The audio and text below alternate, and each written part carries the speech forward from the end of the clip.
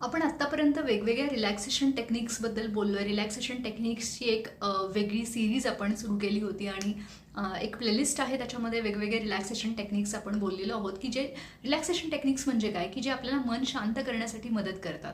ते कधीतरी करायचे नाही आहेत किंवा जेव्हा त्रास होतो तेव्हाच फक्त बसून ते करायचे नाही आहेत, तर आपल्याला अगदी रोजच्या रोज थोडा वेळ काढून आपल्याला मन शांत करण्यासाठी काही साधारण 10 मिनटं, कमीत कमी 10 मिनटं स्वतःला देऊन आपल्याला त्या गोष्टी रोज त्यांचा सराव करायचा असतो, जेणेकरून आपल्याला रोज दिवसातून किमान 2दा सराव केल्याने आपल्या भावनांवरती नियंत्रण करण्यासाठी किंवा त्या भावनांना मोकळी वाट देण्यासाठी आपल्याला मदत मिळते. आजूबाजूला कितीही नकारात्मकता असली किंवा अवघड प्रसंग असले तरी सुद्धा त्यांना तोंड देण्यासाठीची जी आपली ताकद आहे ती ताकद वाढण्यासाठी आपल्याला त्याच्यामुळे मदत होत असते. त्याच्यामुळे रिलॅक्सेशन टेक्निक्स अगदी 1 किंवा 2 रोजच्या रोज हे प्रॅक्टिस करणं खूप गरजेचं आहे. तर आज आपण जे बोलणार आहोत ते मंत्र किंवा जे काही आध्यात्मिक गोष्टी आहेत तर त्यांचा काय वापर होऊ शकतो आपलं मन शांत करण्यासाठी याच्याबद्दल. नमस्कार, मी पल्लवी पाटणकर. मनोवेदमध्ये आपल्या सगळ्यांचं खूप स्वागत आहे. मनोवेदमध्ये मनाशी संबंधित असणाऱ्या सगळ्या गोष्टींवर चर्चा केली जाते. जर तुम्हाला याच्यामध्ये आवड असेल, रुची असेल, मदतीची गरज असेल तर चॅनलला नक्की सबस्क्राईब करा. चॅनलवर रोज एक शॉर्ट अपलोड केला जातो. आठवड्यातून 4 व्हिडिओज येतात आणि प्रत्येक व्हिडिओचा विषय आपल्या मनाशी संबंधित असतो. आपलं मन स्वस्थ असेल तर आपलं शरीरही स्वस्थ राहतं. त्याच्यामुळेच आपल्याला सकारात्मकतेकडे वाटचाल करण्यासाठी, पॉझिटिव्हिटी अंगीकारण्यासाठी आपल्याला काय काय करण्याची गरज आहे या सगळ्या गोष्टी चॅनलवरती बोलल्या जातात. तर वेगवेगळ्या प्लेलिस्ट आहेत, कॅटेगरीनुसार तुम्हाला व्हिडिओज त्याच्यामध्ये मिळतात. तर आज आपण बोलणार आहोत मंत्रांची ताकद काय आहे किंवा जे काही असे मंत्र आहेत की जे पूर्वी फार वर्षानुवर्ष ऋषीमुनींनी ते उच्चारून उच्चारून त्याच्यामध्ये त्याचे जे व्हायब्रेशन्स असतात ते पॉझिटिव्ह झालेले असतात. आणि जेव्हा तुम्ही त्या मंत्रांचा जाप करता किंवा ते मंत्र किमान 5 मिनटं 7 मिनटं तुम्ही सतत ऐकता किंवा म्हणता तर त्याचा काय परिणाम होतो ह्या सगळ्या गोष्टी खूप महत्त्वाच्या आहेत. आता इथे कुठलाही धर्म, जात या उद्देशाने आपण इथे बोलत नाही आहोत. सगळ्यात पहिला मुद्दा तर हा क्लिअर करायचा आहे, कारण इथे फक्त आपण मनाशी संबंधित गोष्टी बोलतोय. आपल्याला कुठल्या गोष्टी केल्याने फायदा होऊ शकतो आणि कुठल्या गोष्टींची ताकद कशी आहे हे आपल्याला ओळखता आलं पाहिजे, ह्याच्यासाठी आज आपण बोलतोय.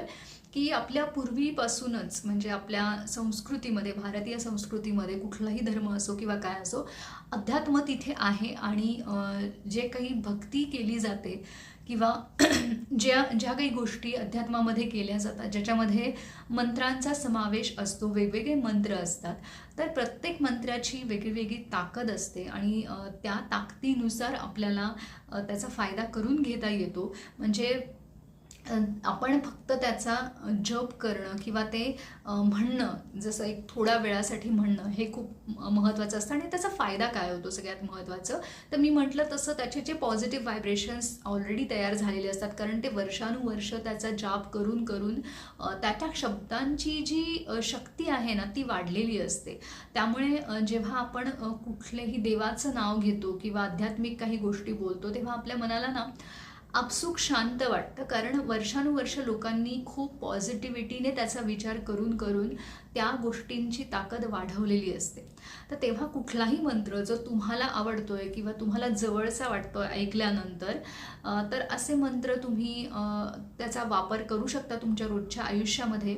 आणि त्याचा थोडा अभ्यास आधी आपल्याला माहिती असणं किंवा प्रत्येक मंत्राचं काय, त्याची कुठल्या वेळेला तो म्हणावा किंवा त्याचं काय उपयोग आहेत, या सगळ्या गोष्टींचा थोडा आपण अभ्यास केला, आधी त्याच्याबद्दल माहिती गोळा केली. आणि जर आपल्याला एखादा साधा सोपा मंत्र वाटतो आहे आणि तो आपण रोज त्याचा जाप करायला सुरुवात केली किंवा एक 5 ते 7 मिनटं आपण तो फक्त ऐकला व्हिडिओ किंवा ऑडिओ लावून त्याचा, तरीसुद्धा त्याचा आपल्या मानसिकतेवरती खूप छान परिणाम होतो. फक्त हे सगळं करत असताना ना महत्त्वाचं काय आहे की एकतर श्रद्धा, की आपण जे काही करतो आहे त्याचा उपयोग आपल्याला होणार आहे मुळात, हे महत्त्वाचं आहे. आणि दुसरी गोष्ट अशी आहे की आपला जो फोकस आहे, आपलं जे लक्ष आहे ते त्या मंत्रांच्या शब्दांवरती राहणं खूप गरजेचं आहे. म्हणजे जेव्हा केव्हा ते मंत्र आपण ऐकतो आहोत किंवा आपण बोलतो आहोत स्वतःच्या तोंडून, तेव्हा ते आपण कसे बोलतोय किंवा ते जे त्या शब्दांमधून आपल्याला कसं फील होतंय, आपल्या ज्या भावना आहेत त्या कशा येत आहेत एक एक शब्द उच्चारताना,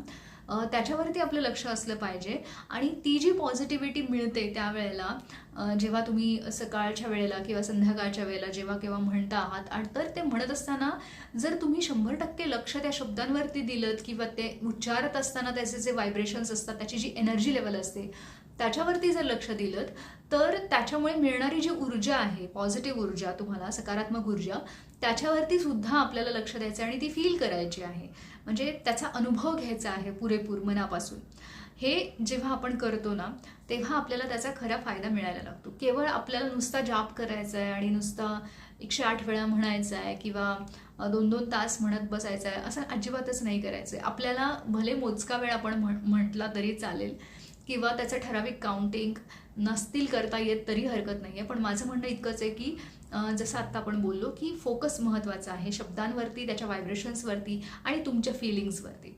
तर इतकं जरी साधं सोपं जरी तुम्ही केलं रोजच्या रोज, तरी तुम्हाला त्याचा फायदा मिळू शकतो. वेगवेगळे मंत्र आहेत, तुमच्या आवडीनुसार आणि तुमच्या सोयीनुसार तुम्हाला जे जे चांगले वाटतात ऐकायला, बोलायला, त्याचा वापर तुम्ही करू शकता. साध्या सोप्या, अगदी खूप अवघड गोष्टी, क्लिष्ट गोष्टी करण्याची आवश्यकता नाही आहे. आपल्याला साध्या सोप्या गोष्टीतूनच आपल्याला स्वतःच्या भावनांवरती काम करायला शिकायचं आहे. त्याच्यामुळे ह्या गोष्टींचा नक्की प्रयत्न करावा, जेणेकरून तुम्हाला तुमचं मन शांत व्हायला मदत मिळणार आहे. बाकी तर बऱ्याच गोष्टी आहेत मन शांत करण्यासाठी, ज्याच्यावरती आपण आत्तापर्यंत बोलत आलेलोच आहोत. तर चॅनलला सबस्क्राईब केल्यानंतर तुम्हाला वेगवेगळ्या व्हिडिओज असेच बघायला मिळणार आहेत.